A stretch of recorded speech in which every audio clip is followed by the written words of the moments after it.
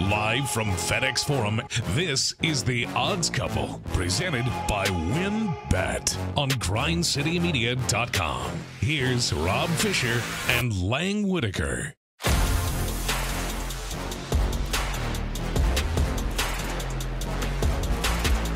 Hello, good people. Welcome to The Odds Couple, Week 12. Single on fish. Single on fish is how we start this show, the way it should be started. Welcome to the program. This is The Odds Couple. We will talk about all the action coming up this weekend in both college football and in the Shield. We'll have our picks coming up a little bit later on. We got picks, everybody. Picks! Yay! Picks! The syndicate rolls on. We will have our picks, and we'll have those for you a little bit later on. Lance Taylor's going to join us as well. And we'll talk about what's going on in college football. Plus, we have the fish scales, the highly anticipated, greatest, fairest, self-proclaimed, most humble ranking system in America. The fish scales. That's coming up. We'll mention those as well. Lang Whitaker is in the house as well, co-host of the program. How are you, sir? I'm well. Good. Go Dogs. Go Dogs. Sick 'em, woof woof. Mm-hmm. I was looking at the fish scales for the first time here live on the air. The only big change in the top 10 is Oklahoma drops out. Yeah, they're gone. And number 10 was Louisiana Lafayette. They dropped a few spots, it looks like. Mm-hmm. So, yeah. Otherwise, mostly the same as last week. Yeah. Well, except in the playoff. Notre Dame's jumped into the playoff. Oh, yeah. Yeah. Fighting Irish have jumped up into the playoff. Because anytime we can put them in the college football playoff, that's always worked out well. We go for it. That's right. Yeah. That's right. How are you, CJ Hurt?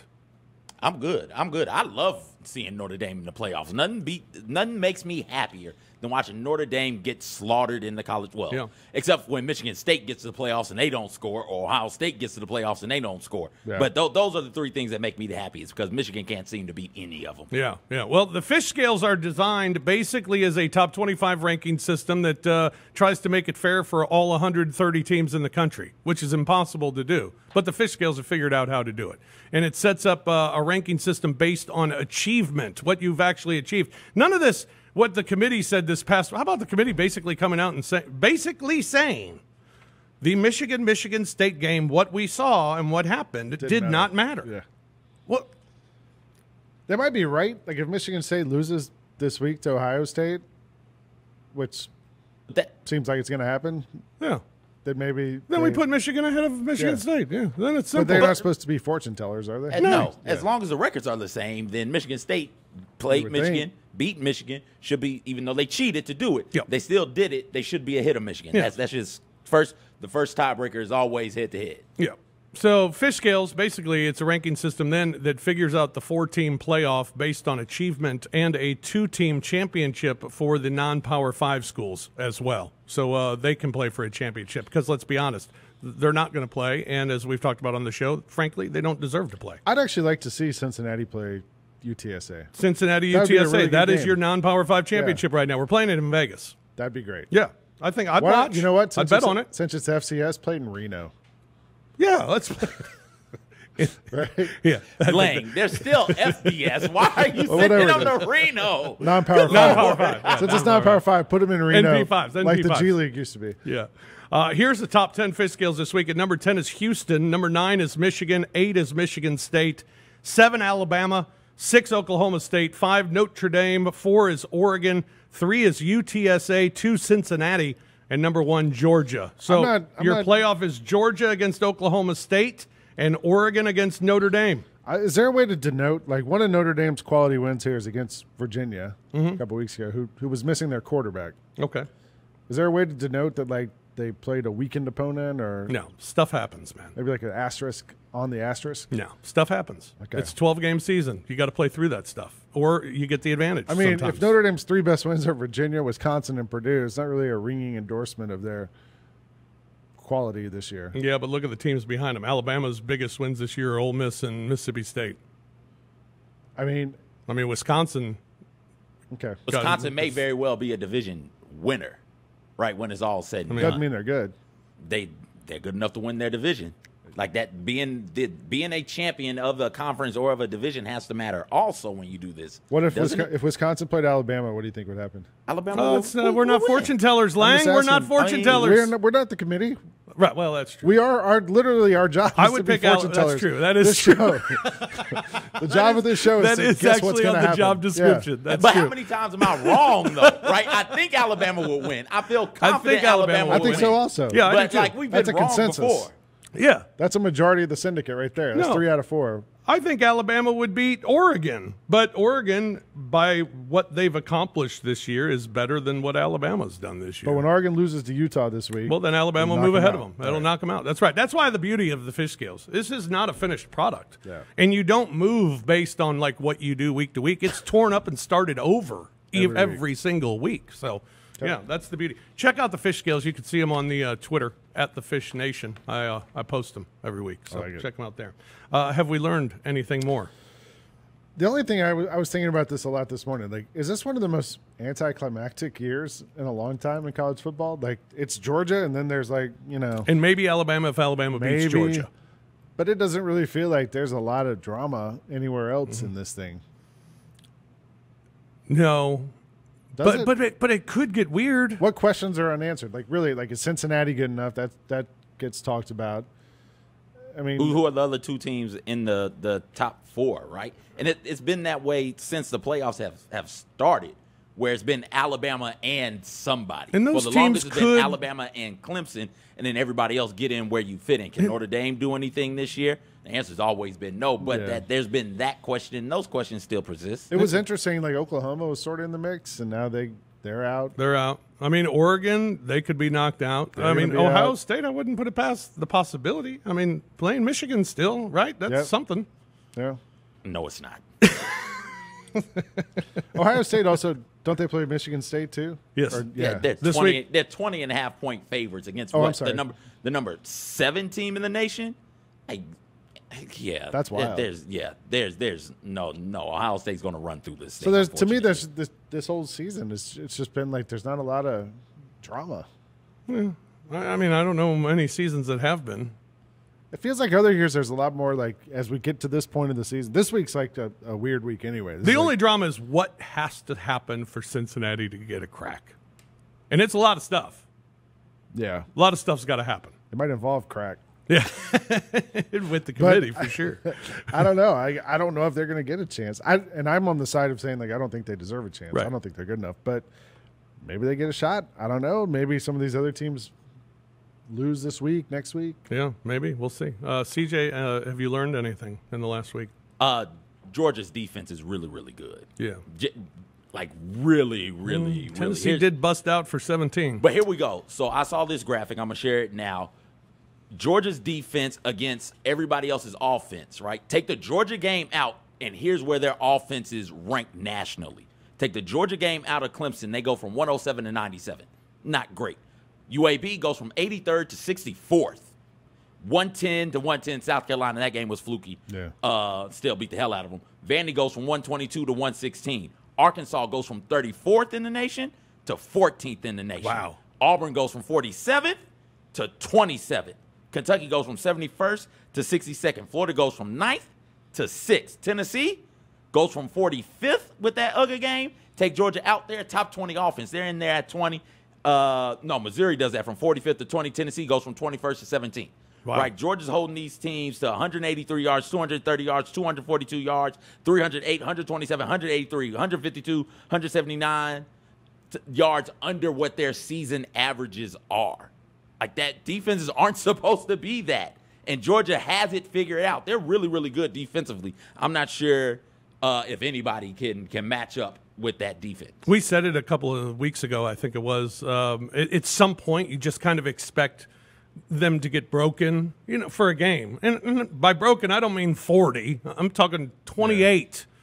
But it's not happening. And as we continued, now only 2 weeks left in the season, and this week they got a throwaway game. Yeah. It's not going to happen this week. When's it going to happen?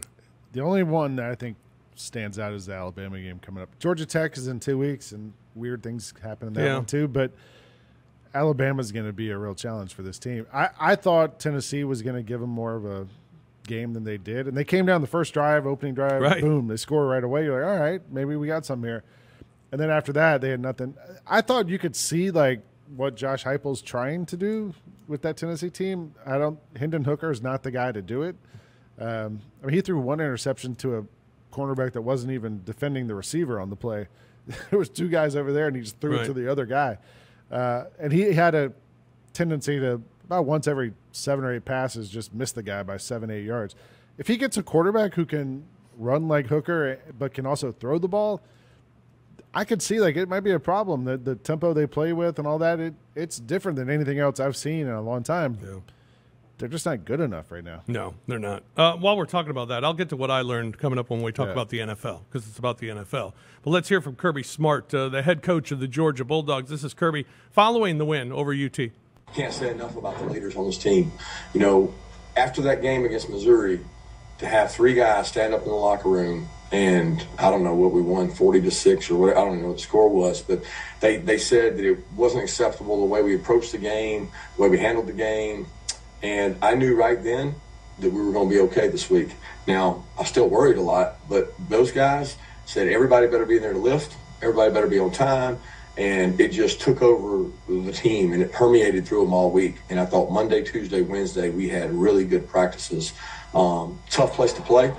I think the way the game started, they start that way on a lot of people, and we talked to our guys about taking their best shot. But we didn't come up here to take shots. We came up here to throw them.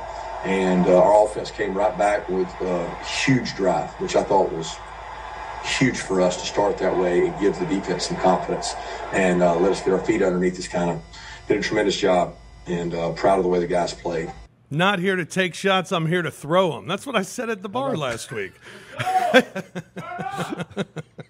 I like that line. That's a good one. I'm going to say it at the bar this week. I'll tell you that. That should be like one of those framed sayings you put, that you embroider. Yeah. Needle point. Needle point it. Yeah, absolutely.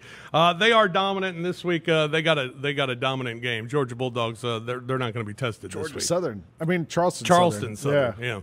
They used to play Georgia Southern this week every year, and they got tired of, like, getting dudes hurt playing against that triple option, and then you have to spend a week practicing the triple option, and it doesn't really help. Right. So they took them out the schedule, put a team in that I guess presumably is going to be more traditional, sure. We'll Tennessee, meanwhile, they're taking on South Alabama. They're a 27-point favorite. The total of that one is 63. UT, 10 of their last 13 at home have gone under. And South Alabama, 5 of their last 6 against SEC opponents have gone under. So maybe the under 63. Meanwhile, Arkansas went on the road, beat a good – well, no, they're not.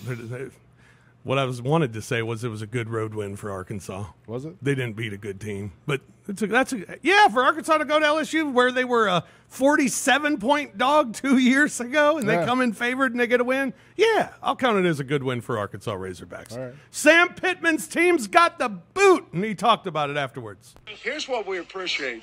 A whole lot of stuff. Man, we came to LSU at night, and the boat's sitting right there. You know why?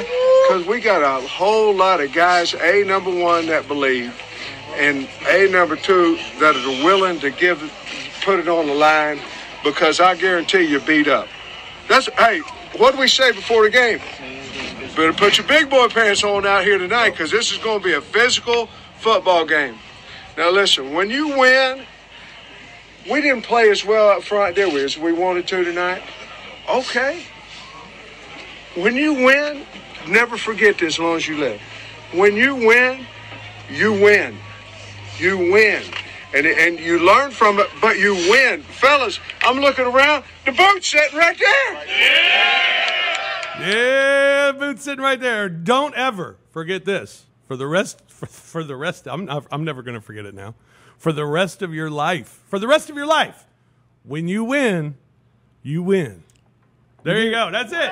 Write that down. Embroider that. Next to the needle shot. point that next to the shot. We take shots. We don't. When he said you knew he was Southern when he said the boot was satin right there. Mm-hmm. Right here. Satin right there. Satin's a good word. Right. Arkansas is a 20.5-point dog against Alabama this week, total at 58.5. Alabama's 11-1 against the spread. Their last 12 at home. Meanwhile, head-to-head in this series, the last 9 meetings, Alabama's outscored Arkansas on average 44.5 to 12. Yikes. So, Hogs are different. Sam Pittman's done a great job, but Alabama's not that different, right?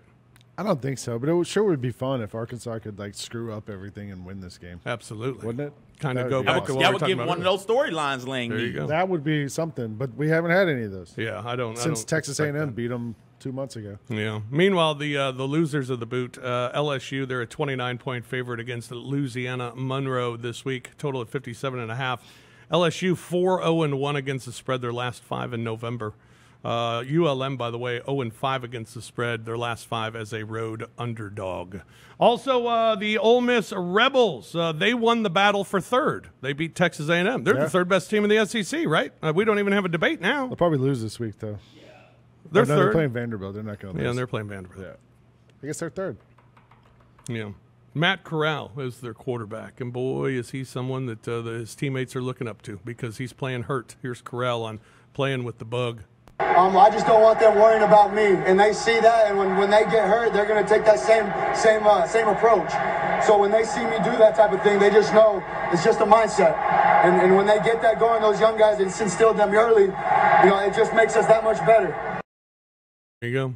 Makes the team better. Ole Miss could still go out there and lose to Mississippi State. Vanderbilt, they can't lose to. Nobody can lose to them. We beat Vanderbilt. Yeah. But they could go out there and lose to Mississippi State. That middle of the pack West team in the SEC, be it Auburn, Ole Miss, Mississippi State, Texas A&M, there's not a lot separating those guys. Yeah. So And Mississippi State's so weird. it's so weird. All of them are weird. All of them have laid eggs. I feel like, but we're talking about the season in total. I feel like the last 2 weeks, 3 weeks, Mississippi State's been really, really, really good. Right.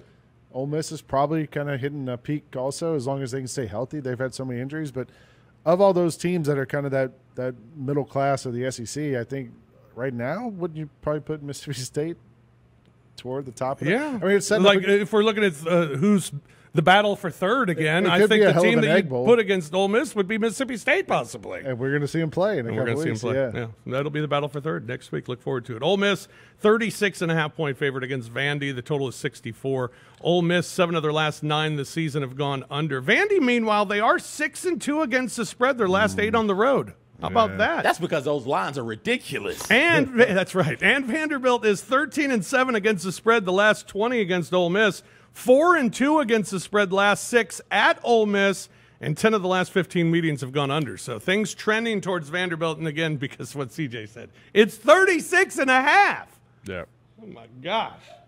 Not as big as the Georgia line. We'll get to that coming up in our picks. Wait till you see that one. Interesting stuff. All right, we'll take a break here on the Odds Couple. When we come back, Lance Taylor's going to join us from Birmingham, get his thoughts on some of the big action going on this weekend. Also, we'll talk Memphis Tigers. We got our picks coming up a little bit later on in the show. Picks. Stick around. It's the Odds Couple here on Grind City Media. The Odds Couple is brought to you by WynnBET, the official sportsbook partner of the Memphis Grizzlies. WynnBET is bringing the excitement of Wynn Las Vegas to online sports betting. From boosted parlays to live in-game odds on every major sport, they have what you need to win. You can place bets on games on any major sport, including on NBA teams like your Memphis Grizzlies. Sign up today and use promo code BET1WIN100, and after placing your first $1 wager, you'll receive $100 to bet with. There's no better way to enjoy basketball than with some extra winnings in your pocket to use for all your favorite bets. Betting is a team sport. Join the WynnBET team and bet with the best. Must be physically located in Tennessee and 21 years of age or older to participate. If you win or someone you know needs assistance with a gambling problem, call the Tennessee Red Line, 1-800-889-9789. When you heard that you were getting traded to the Memphis Grizzlies, what went through your mind? I will say the first thing that came back to mind was Zach Randolph punched me in the face. And some people might still be pretty pissed off about it. So we got some patchwork to do, mate. Have you gone around town at all, and has anybody mentioned that to you? Nah, not yet. I haven't had too much opportunity, though, to be fair. The Chris Vernon Show, live daily on grindcitymedia.com or wherever you get your podcasts. Don't miss the newest Grind City Media podcast, Infield Fly, with me, Rob Fisher, along with Lang Whitaker and Keith Murphy. Comes out each Tuesday, and we'll have the latest on our favorite teams and yours. Regional and Superstation teams, the Cardinals, Braves, and Cubs, while going around the horn to check in on the rest of the league. Be sure to subscribe today at grindcitymedia.com, iTunes, Spotify, and SoundCloud. HBCU Huddle with me, CJ Hurt, and Mike Wallace has all of your HBCU football, sports, and culture needs covered. We discuss the hottest stories weekly across the black college sports landscape, including the SWAC, MEAC, Tennessee State, Lane, Lemoyne-Owen, and all the black colleges in between. New episodes drop every Thursday, and you can stay connected with the latest stories and discussions about your favorite HBCU by going to grindcitymedia.com, selecting the podcast folder, and clicking on the HBCU Huddle tab. HBCU Huddle is a spot for all your black college sports and culture needs. It is 9:01 on the dot, and we are so excited to continue our Media Day coverage. I feel like every year for Media Day, everyone always compares it to the first day of school. Did you have any first day of school jitters? It's definitely a first day of school mentality, those butterflies in your stomach. But then it took a second to go, well, that's probably a good thing, right? You should always have a little bit of nervousness. Rise and Grind with Jessica and Megan. Live daily at 8 a.m. on grindcitymedia.com. Welcome back to grindcitymedia.com. Live from FedEx Forum. Now, here's more of the Odds Couple, Rob Fisher and Lang Whitaker, presented by WinBet. It's time, Memphis. Tune into Valley Sports Southeast and watch your Next Gen Grizz Saturday, November 20th at 7 p.m. when they take on the Minnesota Timberwolves, presented by FanDuel Sportsbook. Fans will want to tune in early at 6:30 p.m. for Grizzlies Live, presented by Ford and your Mid-South Ford dealers, featuring Pete Pranica, Brevin Knight, and starring Rob Fisher. Check local listings in Grizzlies.com for the channel guide. If you're listening to this podcast and it's already past the game on Saturday, you're listening Sunday morning for our NFL picks. We'll be back with you Monday night from Salt Lake City against Utah Jazz. So tune on in, Valley Sports Southeast. Welcome back to the program. Rob Fisher, Lang Whitaker, CJ Hurt with you. Failed to mention, I feel terrible for it. John Roser not with us today. Oh, yeah. John's not here. I just kind of skipped over him earlier. John not here. He'll be back on the show next week. Yeah. So, but did want to make mention of that. The Syndicate's missing a leg. That's right. But we do have Roser's picks coming up later. So do not fret. And the roll with Roser. Yeah, we got that. Yep, we got the teaser coming up a little bit later on as well. Florida got a big win. Big win. I mean, big win over Samford. Man, I didn't watch the second of that game, but watch. Over Stanford? No, Samford. Samford. Is that somebody's name? Sam Ford? Sam Ford, yeah. Not watching. No, I'm coming home, Dan Mullen.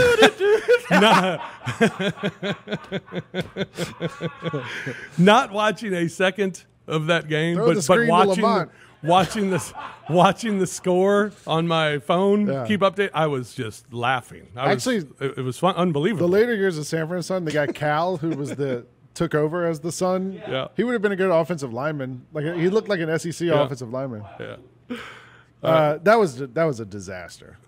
But then they had the big celebration afterwards. Whatever. It's like as if Florida needed something worse to go wrong than everything that's been going on the last few weeks to struggle against Samford and let them score, what was it, 52 points? Yeah. I mean, it's a good thing you fired your defensive coordinator. That really solves your problems there. Now you're going to just give up 52 to – is Samford an FCS team? Yes. Yeah, there you go. Yeah. Are they moving up? Some of them are moving up. I don't know. So. Right now they're FCS. Thank you, Lang, because I was not watching it until Lang sent the text message like, oh, I got to watch this. I've got to see this happen. Samford, they put up 52, but Florida gets the win. They put up 70. Here's sad Dan Mullen after the game. To be perfectly honest with you, I said – guys need to stop looking here and saying, okay, hey, you need to cover somebody. You need to get a sack. You need to make the block. You need to make the run. You need to complete the ball. You need whatever. You say, hey, I need to go make a play. We need to go stop them up front. We need to get pressure on the quarterback. We need to cover their guys, okay? We need to make plays when there's opportunities to go make them. We need to move them with the offensive line up front, not you, me, and we need to do this together, and we need to turn it inside and go say, hey, there's plenty of opportunities to go make plays on that field right now.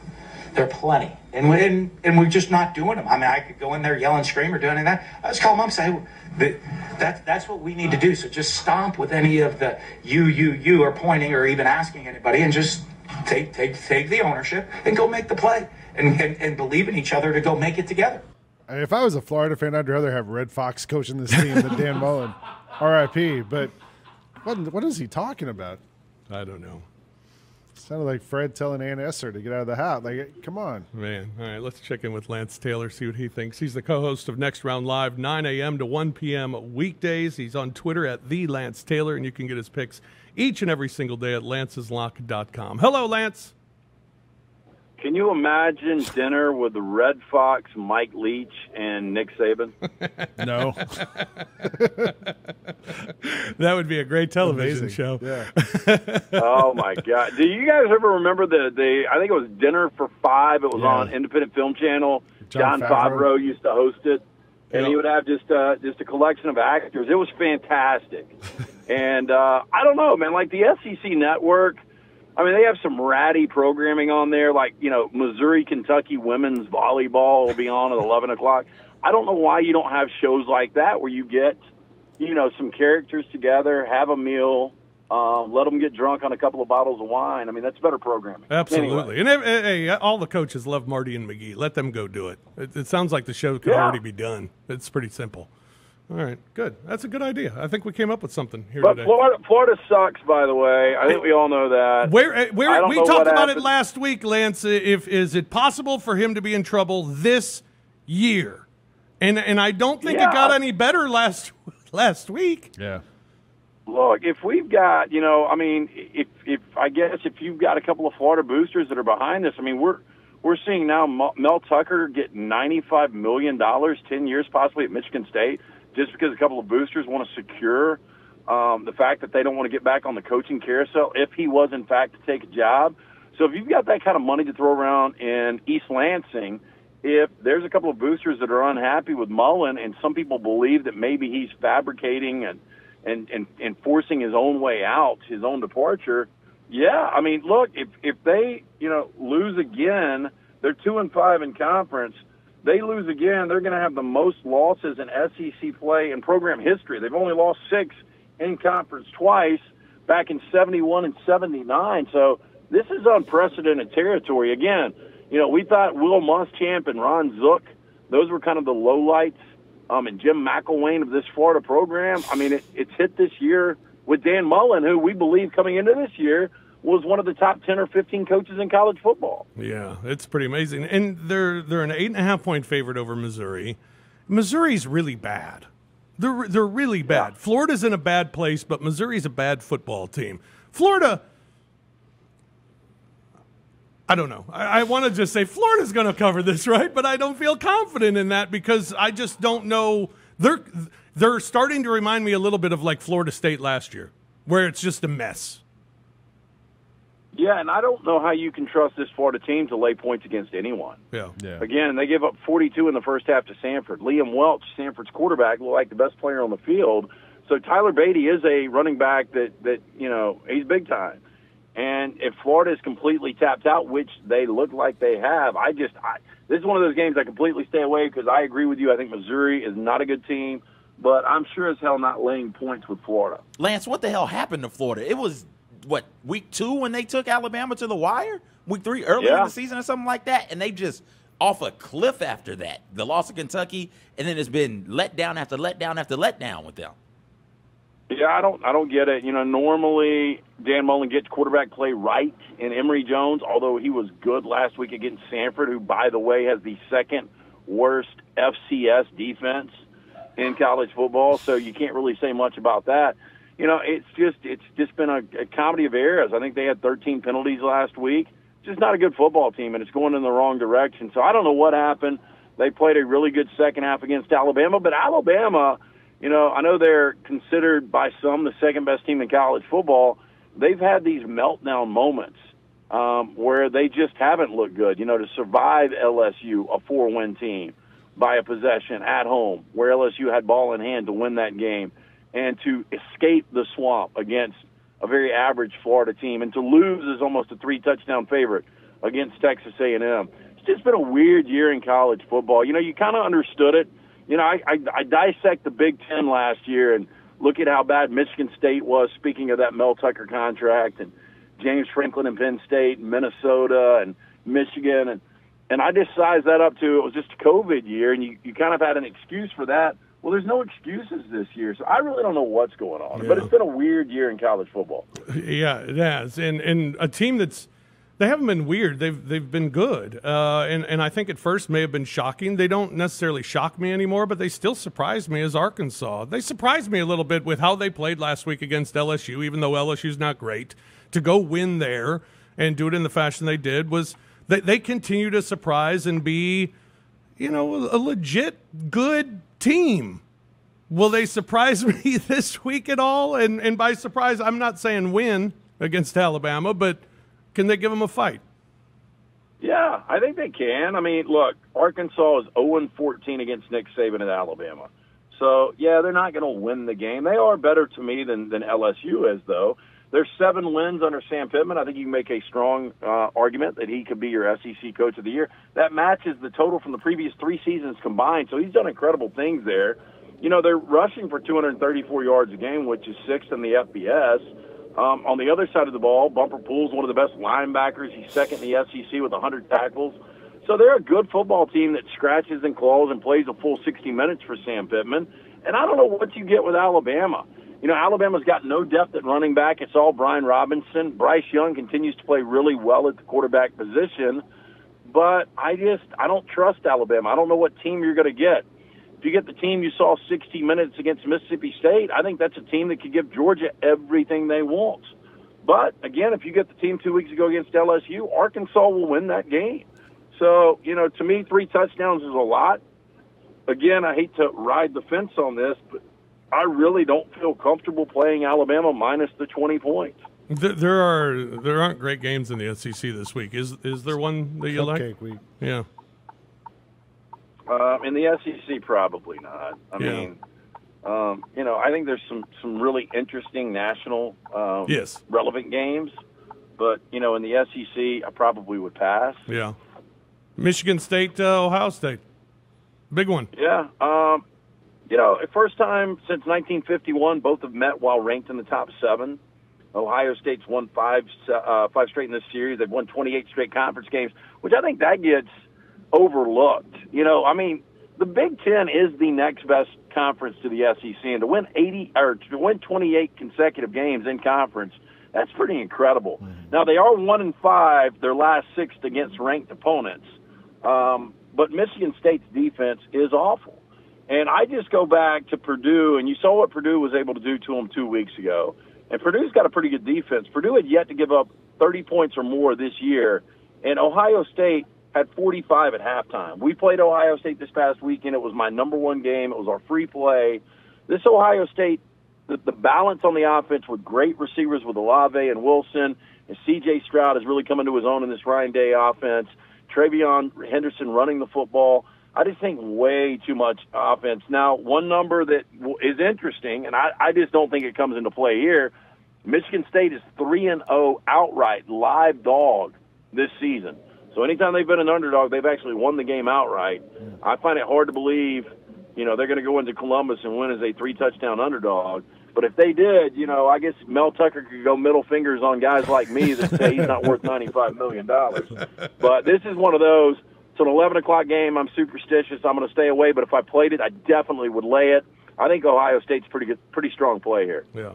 The other big one, at least as far as the football ranking's concerned as well, is Oregon and Utah. You got the number 3 team against number 23, and number 23 is a 3-point favorite. Yeah, I've been stubborn on Oregon all year, and I've just been waiting for them to lose. And I did call a month ago that Utah was the best team with Cameron Rising now at quarterback in the Pac-12. I'll stick to that. He leads the Pac-12 in QBR right now. He's 7th in the FBS. The scary thing is all 3 of Utah's losses this year they've come as favorites. This Oregon team, Kayvon Thibodeau's a complete stud. Travis Dye has been really good for the offense. I don't trust Anthony Brown. I do think Salt Lake is a difficult, sneaky home field advantage. And I just think this is a spot it finally catches up and it bites Oregon. I think they go down here. I like Utah. There's a good chance they'll rematch. But, Utah wins Saturday. Oregon State wins Saturday, and then Oregon wins the Civil War. Oregon State, the Beavers, are going to be playing for the Pac-12 championship, which is pretty amazing. Wow. Is anything else in the NCAA that stands out for you this week? Randall a lot of credit, and a lot of people are talking about potentially going back to LSU and becoming their next head coach. But I think Chris Kleiman is a guy, 8-5 in his first year. We'll throw COVID away last year. They were under 500. They're sitting at 7-3, and 3 quality losses to Oklahoma, Oklahoma State, and Iowa State. And one of those was without Skylar Thompson. I think their ability to run the football is going to be the difference here. And I think on the other side, Abram Smith, that'll be the focus for Kleiman and Kansas State's defense, shutting him down. I like Kansas State -1 at home in Manhattan. I think they can't even call it an upset. Kansas State's favored, but I think they go to 8-3. NFL this week, is the NFL sorted out? I mean, 2 weeks ago, that was some crazy stuff that we saw. Nope, it's not sorted out, Rob. I have no idea what in the hell's going on in the NFL. Now, I was 4-2 last week in the NFL, but I still can't figure it out. I'll tell you the team I'm going to play, and it seems like I'm on or against them every week. I like Minnesota plus the 1.5 against Green Bay. Green Bay looked a little shaky against Seattle. Their defense looked really good. And in my power rankings, I've got Green Bay the best team in the NFL, but it's week to week, as we know in that league. And Minnesota's the only team through 9 games that has led every game by at least 7 points. Now, they're 4-5, which is hard to explain. But I think they're going to come to play, and I like Minnesota to pull the semi-upset over Green Bay this week. Interesting. Good stuff. All right, Lance, how can folks get your picks every day? Jump on board. Lance'sLock.com will give you a free play. Again, we were 4-2 in the NFL last week. College has been up and down. We were 3-3-1 last Saturday. I really, really like the card that we've got this Saturday. So jump on board. We're doing some daily specials, too. And so you can just check in at Lance'sLock.com. We'll let you know on that. There is some availability to buy one card individually each day. But if you want to purchase a month, it's only $90, $3 a day. And, again, we give you a free pick every day. So sample us, see what you think. Great holiday gift, Lance'sLock.com. Yeah, holiday gift give early so you can get in for bowl season, for sure, right? Yeah, that's what you want. Yeah. Hey, look, everybody has a gambler in their life, right? Absolutely. If they're not one, they got one, for sure. Lance, always a pleasure, man. Thank you so much. We will talk again next week. We're going to go early next week. I'll let you know because of the Thanksgiving holiday. That's fine, man. Iron Bowl week, Thanksgiving, my favorite holiday of the year. I'm excited. I am a little, depressed that college football is starting to wind down here. But, with the 17-game schedule now in the NFL, we've got more of that. And we've got bowls. So, we're excited about that. But, yes, look forward to talking to you guys next week. Enjoy the games this week. Sounds good. Thanks, man. Appreciate it. All right, Lance Taylor joining us from Birmingham. The Memphis Tigers, meanwhile, they're back in action this week. They got a big one, a Friday night matchup against the Houston Cougars after a tough loss to East Carolina last week. All right, I went to the game. You did go to the game. That's right. Yeah. 2-point conversion. What are our thoughts? Well, the funny part was the kicker, the field goal. The kicker had missed an extra point earlier. Yeah. So they send him out to kick the 1 point. Yeah. The other team burns their timeout because you don't get to carry it over, and they basically iced the Memphis coaching staff because they were like in that timeout they thought, all right, forget the 1, let's go for 2. Went for 2 and didn't get it. Yeah. Did you like the thought? No, not at that point. Okay. And also, it wasn't like Memphis had been dominating for the second half or anything like that. The other team had already scored a touchdown. East Carolina had scored. Then you come out and score, and I would have I feel like in college football the overtime you play it out because if you have depth, maybe they just felt like they didn't have the depth and they were like, screw it, let's go for it now. But I was a little surprised they went for it at that point. If you're the underdog, you go for 2. If you're the underdog on the road, you go for 2. Memphis was at home and was not the underdog. I personally love when coaches go for 2. Why go to overtime? Settle it right now. If you can't get 2 yards, you don't deserve to win the game. I like the decision. Hate the play call. It was a god-awful play call. When you roll out like that, you take away half the field. So if you're going to throw the ball, say, hey, drop back in the pocket. That way you can run left or run right. We're not going to take away a half of the field for you. It's already condensed down in there anyways. So you're rolling out, and that's a very, very small window that you're asking an okay quarterback to find a way to make a completion in. Terrible play call. I like the decision, though. Yeah, I'm with you. I think exactly with you on that one. Ryan Silverfield afterwards talking about the ECU loss. Obviously, that falls on me. We didn't execute at a high enough level. I thought they prepared all week. I thought they did a lot of good things. this week to prepare and put themselves in the right situation. We weren't able to go out there and execute. Obviously offense, the lack of run game continues to be a concern. And we turned the ball over again, and then the issues in the kicking game led to the decision at the end. We missed an extra point. We may have not been in that situation, but that's where we're at, and we've got to find ways to improve. We've got to find ways to work. 2 regular season games left. Guys will have a lot of pride and will continue to believe and do it the right way, and that's what's important. Didn't sound very confident. That sounded like sad Silverfield is what that sounded like. That was a tough loss for the Tigers. How about the trends in this game against Houston? Memphis's trends are awful. 0-9 against the spread on the road under Ryan Silverfield. Have yet to cover a road game under Silverfield. 0-9 against the spread, their last 9 as a road dog as well. However, taking on Houston, Memphis has covered the last 6 meetings with the Cougars. So, what do the trends tell you? They're due. For his last 9. Houston's due to cover a meeting, though, between the two. I don't know. This is a weird one. I guess I'm at the point I just don't trust Memphis, especially on the road right now, and Houston's pretty good. And, it's a big number, too. But I don't trust Memphis on the road. If I had to play it, I'd play Houston. They get up for these games, though. That's true. Which is weird because Memphis had established itself as one of the best teams in the American. Why then are you only getting up for the big games, right? Why are you only getting up for Mississippi State or for SMU? A team that beats SMU and beats Mississippi State should not be losing to East Carolina at home. I don't think they beat Houston, but I think it's close. I can see it being a field goal game late, and then all bets are off if Memphis has the ball. Memphis is just a tough team to figure. Yeah. They just are. They're having a year where they're a tough team to figure, I think, betting-wise. It feels like they're kind of a rebuilding, even though they're not really rebuilding, but retooling. They got a freshman quarterback, and injuries, and it's been an odd year. Yeah, and but I think finding your quarterback is a huge part of going forward. Sure, so I think they'll be fine. All right, let's. A couple of other SEC games as well that I know you're waiting for. Kentucky, New Mexico State. Yeah. Kentucky's a 36-point favorite. Totals 59.5. Kentucky has not covered their last 3 games. Yeah. But New Mexico State's covered 5 of their last 6 on the road. Let's go, Trending. Yeah, and then we got the Auburn, South Carolina game with no Bo Nix. Auburn, 7.5-point favorite, total of 44.5. Auburn, 4 of their last 5 as a favorite have gone over. South Carolina, 11 of their last 16 as a dog have gone over. Head-to-head, 5 of the last 7 have gone over. Over, 44.5 for Auburn and South Carolina. What happens if, like, TJ Finley looks awesome, Right. And then is that it for Bo Nix? It's too bad.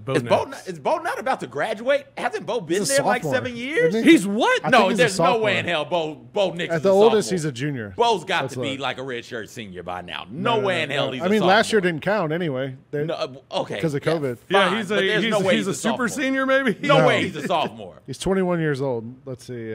He can't be a sophomore, though, can he? He's played 2 full years. This is his 3rd year. Okay. So he could be a sophomore. Last year didn't count. He could be. Wow. That is crazy. He's on that Chris I Weinke thought Bo plan. was there when I was in college. Yeah, that's what it feels That was like. a different Bo. Okay. So your question is how old legit do you think then. I am? Like, hold up. Your question is legit. Could this be the end for Bo Nix? This is big. I mean, I could see him ending up at, like, Washington or somewhere, like some random place. Right. Who knows? All right. We'll take a break here on the Odds Couple. We'll come back. We'll talk a little Shield, and then we got picks. Yes, sir. That's all. That's all next here on the Odds Couple on Grind City Media. The Odds Couple is brought to you by WynnBET, the official sportsbook partner of the Memphis Grizzlies. WynnBET is bringing the excitement of Wynn Las Vegas to online sports betting. From boosted parlays to live in-game odds on every major sport, they have what you need to win. You can place bets on games on any major sport, including on NBA teams like your Memphis Grizzlies. Sign up today and use promo code BET1WIN100, and after placing your first $1 wager, you'll receive $100 to bet with. There's no no better way to enjoy basketball than with some extra winnings in your pocket to use for all your favorite bets. Betting is a team sport. Join the WynnBET team and bet with the best. Must be physically located in Tennessee and 21 years of age or older to participate. If you win or someone you know needs assistance with a gambling problem, call the Tennessee Red Line, 1-800-889-9789. What are your favorite kind of basketball speeches that just like are stuck in your mind? It doesn't have to be Hall of Fame. It can be like any type of speech from a basketball player. I mean, Hall of Fame for me, Michael Jordan's the end-all be-all because we not only was it a great speech and he was like pretty petty and mean and it was memorable, but he cried and we got the crying Jordan meme. Join Lang Whitaker and me, Kelsey Wright Johnson, every Thursday as we debate the hottest topics in the NBA. IMHO on grindcitymedia.com, YouTube, and our social channels. Jared Jackson Jr. Oh, yeah. Go ahead. Come on, Vern. Look, we on the Vern show. Yeah, you have Vern, why your fit look like you were supposed to be in a garage right now fixing up some tools or something? Look at this. That's a Deion Sanders throwback. Man, How dare you? You look like you put that on to eat. My goodness. How dare you? The Chris Vernon Show, live daily on grindcitymedia.com or wherever you get your podcasts. You could be mad at me like, oh, no, you ain't tried my biscuit. I don't care about your biscuit because these flaky biscuits, next level.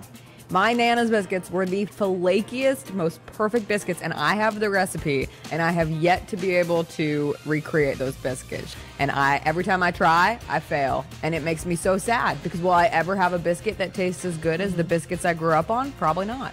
Rise and Grind with Jessica and Megan, live daily at 8 a.m. on grindcitymedia.com. Welcome back to grindcitymedia.com, live from FedEx Forum. Now, here's more of the Odds Couple, Rob Fisher and Lang Whitaker, presented by WynnBET. The holidays are back, so is the Grizzlies' gift of the season. The Grizzlies' 6-game holiday packs are on sale now, featuring the year's best matchups and giveaways, including the Warriors, Nets, Bucks, and more. Holiday packs start at just $20 per game. Plus, when you buy Black Friday, you'll receive the Dallas December 8th game for free. So skip them all. Avoid the crowds. Warm up this season with the Grizzlies' 6-game holiday pack today. Call 901-888-HOOP or shop online now at grizzlies.com. Well, the Shield, big week last week, and talking about things that we learned. I skipped over myself to start the show. The thing that I learned this past week is Ryan Tannehill's good. Yeah. I mean, really good. Like, one of the, Pro Bowl good. Maybe. Ryan Tannehill. It wasn't just Arthur Smith. I think Ryan Tannehill's good. He makes good throws. They have a good receiving core that wasn't doing as much as they should, but he's good. Yes. Anybody with me? They're without who I am. They're without Julio Jones this week. No Derrick Henry still. So, all right, let's see how good he is. Now we're going to find good. I think he's good also. Because at Miami, I thought he was awful. Just awful. Thought he was garbage. Adam Gase should not get another head coaching job for the rest of humanity's existence. Right? Like, that is the issue. Adam Gase was the coach. Adam Gase had us thinking Ryan Tannehill was garbage. And now he's good? Good. I just assumed that he was good because Arthur Smith was good, but now he's doing it without him. So I don't. Arthur. So you think Gase should get another job if he can outlive humanity? If he outlives humanity and cockroaches decide they want to, because they'll live long after us, and they decide they want to play tackle football. Yes, Adam Gase can go out there and coach cockroaches in. Fine, sure. But as long as people are playing football, Adam Gase shouldn't be around football being a head coach. No. Okay. Bruce Arians should, and we should hear from Bruce Arians every single week. The Bucks have lost 2 games, and he thinks they're all stupid. Well, I was hoping I wouldn't say I was embarrassed again, but that display was very reminiscent of the last one. Baffling to me, after the week of practice I watched these guys have, that we could play that poorly. First play of the game, we're shifting and we jump off sides. I mean, they don't even run a play and we jump off sides. Just the stupidity has to go away if we're going to go anywhere. It's all about execution and being a smart football team. We're a very dumb football team, and that's a reflection of the coaches. Say his name. Just say Tom Brady's name. We know that's who he's talking about. That's right. That's right. Just say his name. Don't be afraid just because Tom Brady's got a new documentary out about sports or something. Like, just call him by his name. Tampa is an 11-point favorite against the Giants on Monday Night Football this week. The total at 49.5. The Giants are 5-0-1 against the spread. Their last 6 against the Bucs, and the road team is 6-1-1 against the spread head-to-head. Elsewhere in the NFL, Buffalo 7-point favorite against the Indianapolis Colts. The home team 5-1 against the spread the last 6 meetings. That would favor Buffalo. And the Bills, the last 13 in November, 10-2-1 against the spread. Huh. Yeah, Cincinnati, a 1-point favorite in Las Vegas. Cincinnati has covered the last 4 meetings with the Raiders. And a big one, I can't wait to watch the Chiefs, 2.5-point favorite against the Dallas Cowboys this weekend.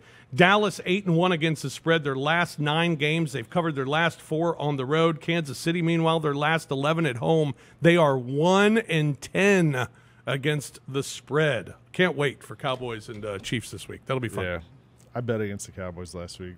You did? Didn't work out so well. No, it didn't. 43-3 or whatever. Yeah, it was ugly quickly. Not good. Yeah, it was bad. I don't know if it's that Cowboys team that shows up or the one that got trashed by the Broncos. By the 2 Broncos, weeks ago. Exactly. So. Well, and what Chiefs team is going to show up? Yeah, that too. It's going to be very interesting. Nuggets. I got a couple of nuggets of the week. Yep. A couple nuggets of the week. One, Alabama as a double-digit favorite against the SEC. Alabama's a double-digit favorite against SEC opponents. They are 54-1 straight up. That only loss was to Texas A&M. I thought, yeah. Against the spread, they're 32-23. So good number against the spread, covering double-digit against the SEC as well. And then the Memphis Tigers. When they play on non-Saturday games, they are 22-1. Wow. When they don't play on Saturday. Straight up? 22-1 straight up when they don't play on Saturday. And in the month of November, they are 17-1. Their last 18 November games. Things are looking good. Well, November rain. Things are looking good. All right, in my hand, I hold since the Bucs lost 2 games in a row. Yeah. The updated odds. Bucs are no longer the favorite to win the Super Bowl. How about that? The favorite to win the Super Bowl is Buffalo. Huh. Yeah, Buffalo. Even though they lost a couple weeks ago. That's right. Plus 600 for Buffalo to win the Super Bowl. The Bucs are second at plus 650. Then the Rams still, despite losing 2 straight, they're at plus 700. Cowboys at 900, Packers 1,000, Cardinals 1,100, Chiefs 1,100, Titans 1,200, Ravens 1,400. Where's the best value? I mean, who would you say today? Chiefs, maybe. Really? Yeah, just because they're playing so poorly. You think but it's that roster time? is stacked, and Yeah. you know, I feel like this is the time. This is the Southwest Airlines part of the NFL season. It's like, do you want to get away? Like, guys are tired. They're like what, week 10, 11. They're like ready. They see the end coming, and like some of these teams are kind of like, all right, let's just get through this and get to the playoffs. Yeah. CJ, who you like on that Give list? me those values again. Bills 600, Bucks 650, Rams 700, Cowboys 900, Packers 1,000, Cardinals 1,100, Chiefs 1,100, Titans 1,200, Ravens 1,400. I think Packers. Packers at 1,000. Are they 1,000? Plus, oh, yeah, absolutely the Packers then. When Aaron Rodgers is playing motivated football, and as long as he's the quarterback in Green Bay, that defense is pretty good as well. I have big questions with the Chiefs defense and the Ravens secondary. Like, they're horrible. And Ryan Tannehill is good. So if he's good, I'm not sure if Super Bowl is the end goal or the end destination for the Titans, especially without Derrick Henry. I would say Green Bay in that mix. Arizona's coming back down to earth some also. Cowboys went out there. That's the most talented team. But they're what, minus 600, plus 600? 900. 900. For the Cowboys. Yeah, go with the Packers there. All right. You ready for picks? Picks! Yeah, let's do some picks. All right, I'll get started with my picks for the week. Oh, and they are good ones. South Alabama. I keep coming back to South Alabama the last few days. I keep coming back to South Alabama, getting 27. I'm not saying it's going to happen, but could be a lot closer. Could even be flipped. I don't think so. No? But go ahead. All right, I'll take the 27. Tennessee 9-22 against the spread their last 31 games. Kent State, Akron under 75. Under 75. The last 5 meetings at Akron have gone under, and 8 of the last 11 meetings overall have gone under. That's just too many points. 75 is stupid. Yeah. Kansas, TCU. Under 64.5. TCU, last 5 against losing teams have all gone under. Titans minus the 10.5 against the Texans. Houston 0-4 against the spread on the road. The home team has covered 8 of the last 10 meetings. Favorite has covered 10 of the last 14. Titans, I like the Titans, and I think Ryan Tannehill's good. And the Texans are just pitiful. Dolphins and Jets over the 45. Last 6 for the Jets have gone over. That streak continues this week. That'll be 7 in a row with Joe Flacco as their quarterback. So Dolphins, Jets over the 45. There is the Fishes 5. Lang. All right. Coming back after the Cowboys and the Falcons did me wrong last week. So I'm going to take Georgia. They've been covering all season long. I went 1-4 last week. The one I had was Georgia beating Tennessee and giving, I think it was 21. 54 is a lot. 54 is a lot. But they've been doing it all year, so I'm going to stick with them. Mississippi State, same thing. Mississippi State is hot. Will Rogers is the most honest quarterback in America. I'm going to roll with Mississippi State to cover 44.5. Like, you're never going to get any GCUs, and I'm going to roll with that. Look, 2 years ago I set the record for most GCUs, plus 434. This year I might set the record the other way, minus 177. Thanks, Cowboys. So I'm going 3 big-time games here to try and get a lot of GCUs. Otherwise, I just think Utah's better than Oregon. I know Lance had some numbers there, but I've been waiting all year for Oregon to play this game, and I think Utah's going to win that straight up. And then Eagles Saints. Like, for me, one of my NFL rules is when in doubt, bet against the Saints. Right. And the Eagles actually looked pretty good last week against the Broncos. Yeah. So I feel like maybe the Eagles are turning a corner a little bit. All right, CJ. I did not realize Lang and I were going like head to head on a couple. Yeah, of you're these going picks. head to head. Yeah. This is interesting. Yep. I'll get things started. I'm with Lang on Alabama 20.5. Oh, workplace slay, everybody. Always remember that. Never forget not to. Alabama. It's another needle point. Yes, fit it up there. Arkansas 1-4-1. Last 6 against the spread against Alabama on the road. Bama 4-2. Last 6 against the spread against Arkansas at home. We saw Arkansas face similar competition in Georgia and get out there and get smoked. That's not a knock to Arkansas. That's just how much better Georgia and Alabama is than everybody else. Alabama goes out there, takes care of business. I like Oregon. Okay. I do. I think that we've been waiting for the shoe to drop on Oregon all season long, and outside of that bad game against Stanford, which they should have won, even though they didn't play well, they should have won that game. Oregon's been pretty consistent and consistently good enough to win games. I don't understand, but I'm not Vegas, but I don't understand why Oregon isn't favored. I look forward to watching Utah's better. I look forward to watching it. Let's see. Thibodeau against that Utah front for that offensive line. It's supposed to be really good. Thibodeau's supposed to be a first-round draft pick on the defensive side of the ball. Let's see what he can do if he can get out there and cause havoc. Also, shout out Utah coach Kyle Whittingham. Like I saw him on SportsCenter or something today, and I made me realize you don't see a lot of old dudes named Kyle. No. Kyle's like a young person's name. I think that Kyle Whittingham is the oldest Kyle I've seen in a long time. Might be. But go ahead. Might be. Oregon is 6-2 straight up against Utah since the Utes joined the Pac-12. And in Utah's 3 losses, they've allowed opponents to rush for over 200 yards. Oregon rushes for 227 yards per game. So that is my thinking there.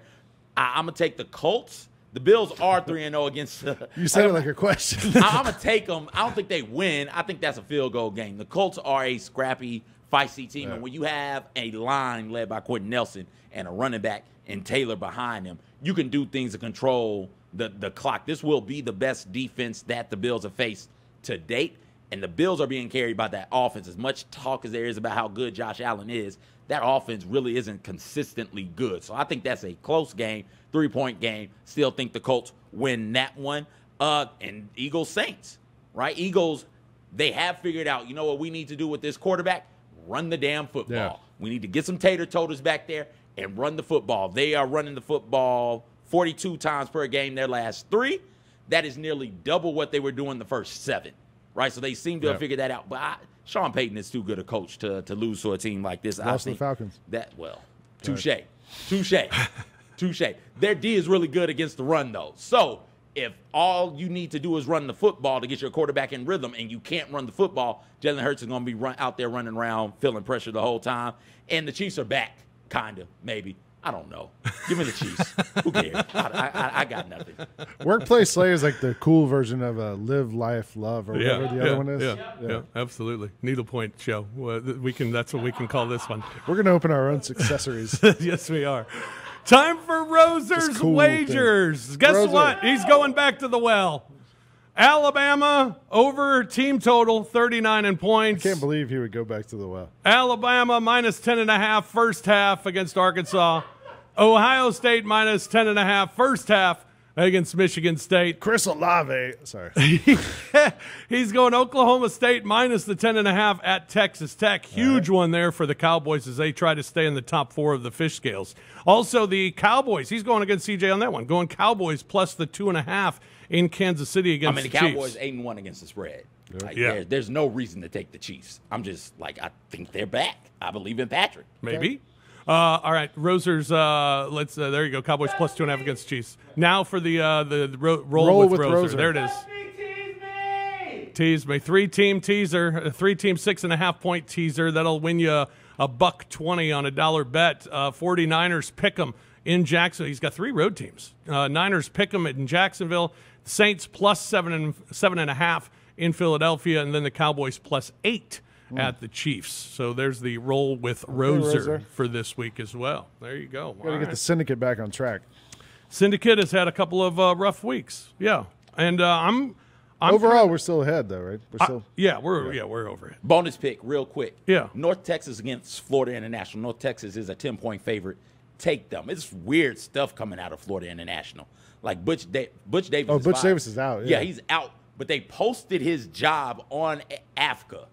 They posted it in October. They knew they were firing him in October. They've been using Georgia. Thank you, Georgia, I guess. Way to give back to the community. They've been using Georgia's old equipment or Mississippi State's old equipment also because the school won't buy them current pads. So they're using pads from Mississippi State or Georgia that's like 10 years old.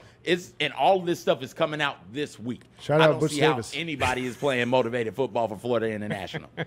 So who are we playing? North Texas? North Texas, yes. North Texas is the pick. There you go. Bonus pick today on the show. How about that? You got that. Hey, go check out WinBet for all your betting needs and find all the action there. We've donated a little to WinBet more Texas than we wanted to the last 2 weeks. With Kathy Ireland. That's where Kathy Ireland's the kicker. Yes, I believe that wasn't Sinbad. it North Texas State? Maybe Scott Bakula is the quarterback.